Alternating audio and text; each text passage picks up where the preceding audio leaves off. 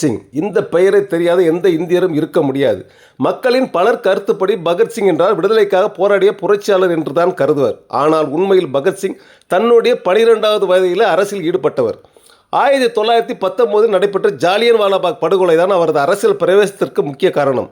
Communist சித்தாந்தத்தை ஏற்ற பகத்சிங் ஒரு கடவுள் மறுப்பாளர். இந்தி, ஆங்கிலம், உருது, பஞ்சாப் ஆகிய மொழிகளில் புலமை மிக்கவர். இவரது நான் ஏன் நாஸ்திகர் ஆனேன் என்ற நூல் இவரது தெளிவான சிந்தனையை பறைசாற்றிய அரிய நூல். பல போராட்டங்கள் மூலம் பங்கெடுத்த ஆங்கில அரசுக்கு பெரிய தலைவலியாக இருந்தார். நாடாளுமன்றத்தில் குண்டு வீசிய வழக்கில் கைது செய்யப்பட்டு மரண தண்டனைக்கு உள்ளானார்.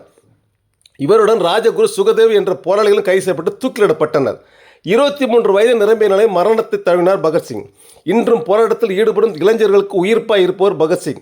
இந்த தேசத்தில் எல்லோருடைய புகழ் மங்கி மறைந்தாலும் இளைஞர்கள் உள்ளவரை, வீரம் உள்ளவரை வீரச்சூரியனாக இந்தியாவில் என்றும் ஒளிர்வார் மாவீரன் பகத்சிங்.